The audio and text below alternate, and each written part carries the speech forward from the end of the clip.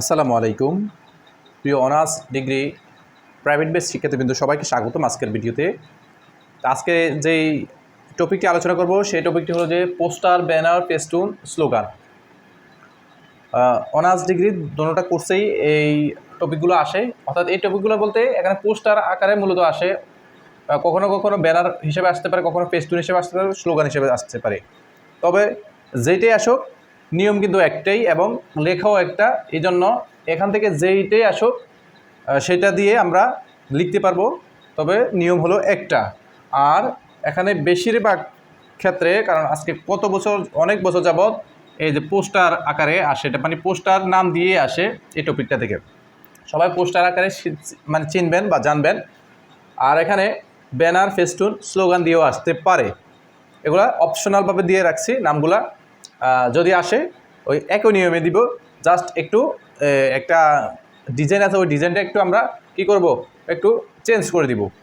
তো আমরা এখন কীভাবে পোস্টার লিখবো এবং কীভাবে লিখবো আমি একটু কথা বলি। যে আমার সাজেশন তো সবার কাছেই আছে, 12 পৃষ্ঠায় আছে। 12 পৃষ্ঠায় প্রথম আছে যে স্টপ করাপশন দিয়ে লেখা আছে। আমরা জাস্ট ব্যাড সাইডটা লিখবো। ব্যাড সাইডটা দিয়ে আমরা আমাদের গতবারও আসছে, এবারও আসবে।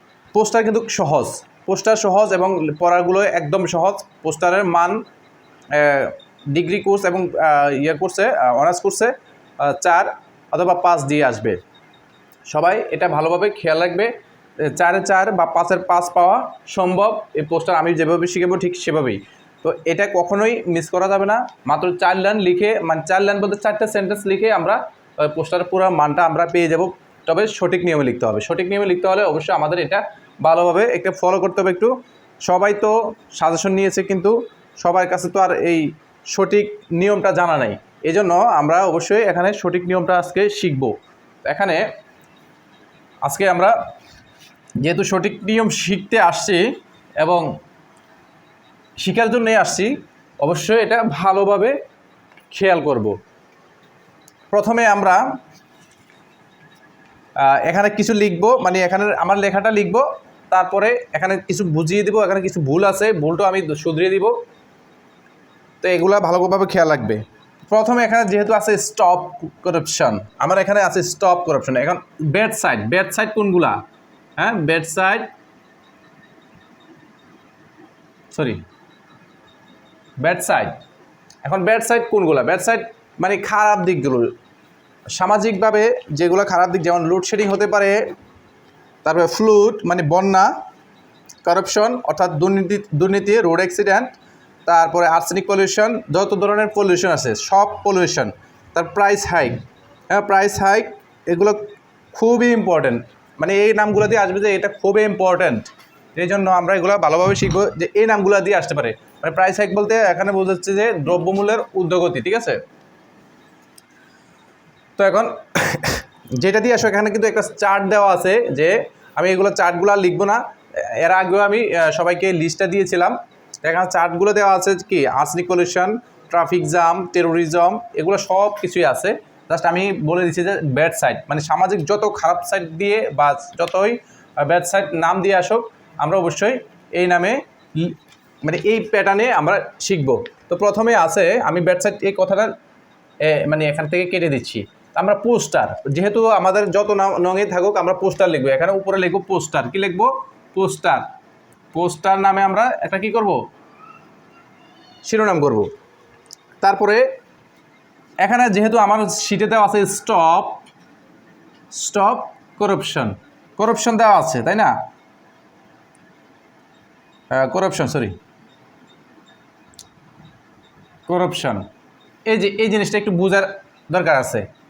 তো এখন এই জিনিসটা কি? করাপশন হলো যে একটা নাম, পরীক্ষার ভিতরে করাপশন দিয়ে আসতে পারে। আমি আগেই বলেছিলাম যে প্রাইস হাইক দিয়ে আসতে পারে, তারপরে আসতে পারে তারপর রোড অ্যাক্সিডেন্ট দিয়ে আসতে পারে, আর্সেনিক পলিউশন, যে কোনো পলিউশন দিয়ে আসতে পারে। যেইটাই আসুক পরীক্ষার প্রশ্ন অনুসারে আমরা এখানে লিখবো। করাপশন আসলে করাপশন লিখবো, যেইটাই আসুক এটাই আমরা এখানে লিখবো। আমরা আজকে লিখবো প্রাইস হাইক দিয়ে, এখানে করাপশন না দিয়ে। ইয়েতে আমার সাজেশনে দেওয়া আছে করাপশন দিয়ে, আমি আজকে প্রাইস হাইক দিয়ে এটাকে সমাধান করব। কি দিয়ে? Price hike. তা আমরা প্রাইস হাইক লিখব, প্রাইস হাইক। অর্থাৎ এই যে আন্ডারলাইন দিয়েছি এটা বোঝার জন্য, অর্থাৎ এই নিচে আমরা একটা কি করব, আন্ডারলাইন দিব, price hike, stop price hike. হ্যাঁ, তারপরে এখানে পয়েন্ট আকারে লিখব, পয়েন্ট আকারে লিখব, 1 নাম্বার 2 নাম্বার দিয়েও লিখতে পারি, অথবা যে কোনো একটা পয়েন্টের সিম্বল দিতে পারি। আমরা এটা দিয়ে লিখব, প্রথমে লিখব, মানে আমার সাজেশনে যা আছে ঠিক তাই লিখব, বি, এটা এ হবে, be aware of the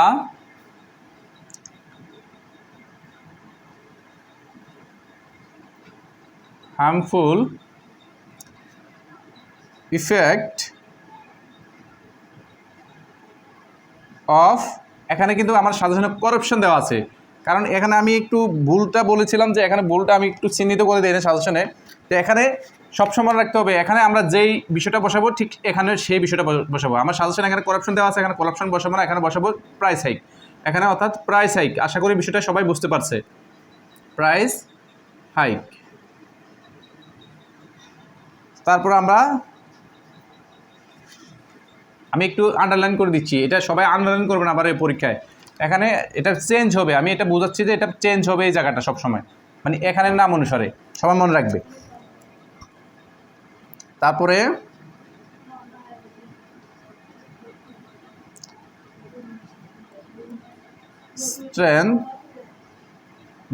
strengthen the law enforcing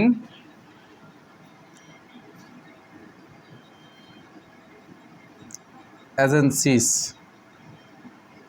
তারপরে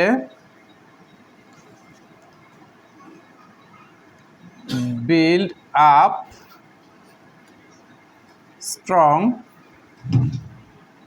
moral sense।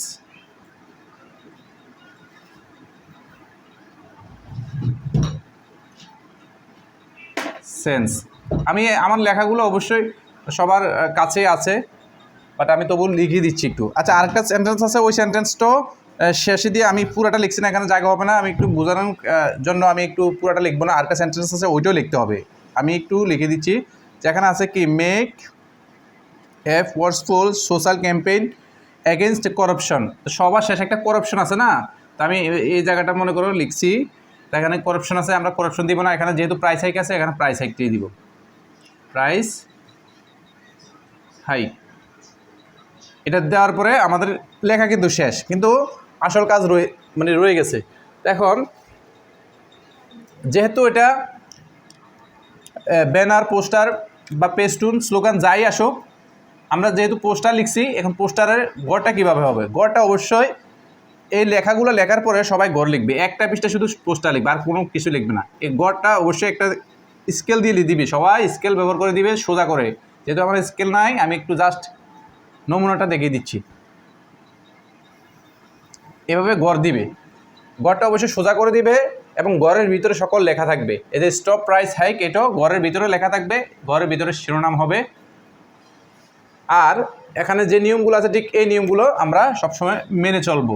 এই দুই জায়গায় পোস্টারের ভিতরে শুধু দুই জায়গায় চেঞ্জ হবে, মানে বিষয় অনুসারে। প্রশ্নে যদি প্রাইস হাইক থাকে এখানেও প্রাইস হাইক হবে, এখানেও প্রাইস হাইক হবে। প্রশ্নে যদি করাপশন থাকে এখানে করাপশন হবে, এখানে করাপশন হবে, এখানে করাপশন হবে। সবগুলোই কিন্তু নামে ইম্পর্টেন্ট প্রত্যেক বছর, এগুলো দিয়ে বারবার ঘুরে ফিরে আসে।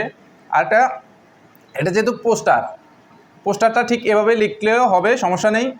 তবে ব্যানার লেখার সময় আমরা জানি যে ব্যানারটা কিভাবে টাঙ্গায়, যে রাস্তার সাইডে আমরা বিভিন্ন ধরনের সচেতনমূলক ব্যানার দেখি, তো এই ব্যানারগুলো টাঙানো থাকে। টাঙানোর জন্য আমাদের এদিকে একটু ডিজাইন করে দিতে হবে, মানে আমরা টাঙাতে চাচ্ছি বা চাইলে এভাবে দিতে পারি, মানে এগুলোতে আমরা কি করব, আটকাবো, মানে কোথাও মানে রশি দিয়ে আটকাতে হবে। তো এগুলো আমাদের জানতে হবে, একটু ডিজাইন করে দিব সুন্দর করে। তবে সবাই মনে রাখতে হবে যে এই যে ডিজাইনটা করছি এটা কিন্তু বল পয়েন্ট কলম দ্বারা করবো না, অবশ্যই এখানে কাঠ পেন্সিল দ্বারা ব্যবহার করব। এই বক্সটা করতে কাঠ পেন্সিল দ্বারা ব্যবহার করব, তবে ভিতরের লেখাগুলা অবশ্যই বল পয়েন্ট কলম দ্বারা লিখব। অর্থাৎ আমরা আজকে এই জিনিসটা যে শিখলাম, এই টপিকটা যে শিখলাম, এখানের ভিতরের জিনিসটা আমি মুছে ফেলি।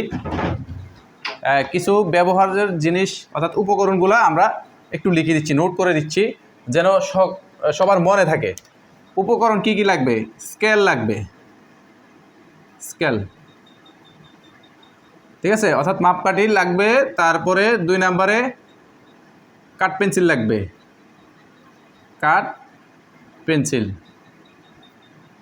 পেন্সিল, এই দুটা জিনিস যেন সবাই মনে রাখে। স্কেল দিয়ে আমরা স্কেল ব্যবহার করে সুন্দর করে আঁকবো এবং কাঠ পেন্সিল দ্বারা আমরা এই গড়টা করব। আর ভেতরের জিনিসটা অবশ্যই বল পয়েন্ট কলম দ্বারা লিখবো। এটা যেন সবাই মনে রাখে, আর এই জিনিসটা হলো আসল, ঠিক আছে। এই মানে আপনাদের থেকে জানতে চাইবে মূলত যে আপনি কি আসলে পাচ্ছেন কিনা এই পোস্টারটা আঁকতে, বা পোস্টার সম্পর্কে আপনার ধারণা আছে কিনা, ঠিক এই জিনিসটা চাইবে। পোস্টারের ক্ষেত্রে শুধু একটা বক্স এঁকে দিলেই হবে, আর ব্যানার, ফেস্টুন এগুলোর ক্ষেত্রে জাস্ট একটু ডিজাইন করে দিবে। আশা করি সবাই বুঝতে পারছে, কারণ পোস্টার কোনো যে বিভিন্ন ইয়েতে মানে টাঙায় না, মানে পোস্টার আমরা লাগাই দিই, দেওয়ালে লাগাই দিই, সেই জন্য আমরা পোস্টারের জন্য কোনো ডিজাইন করতে হবে না, জাস্ট আমরা ইয়ে করে দিব, বক্স করে দিব, এরকম বক্স করে দিব। আশা করি বিষয়টা সবাই বুঝতে পারছে। সকলকে ধন্যবাদ। সবাই দ্রুত পড়া শিখবে, বিশেষ করে ডিগ্রিগুলো পড়া শিখবে ভালো করে, নাইলে আপনাদের পরীক্ষা কিন্তু খুব দ্রুত চলে আসছে এবং রুটিনও দিয়ে দিছে। ধন্যবাদ সবাইকে।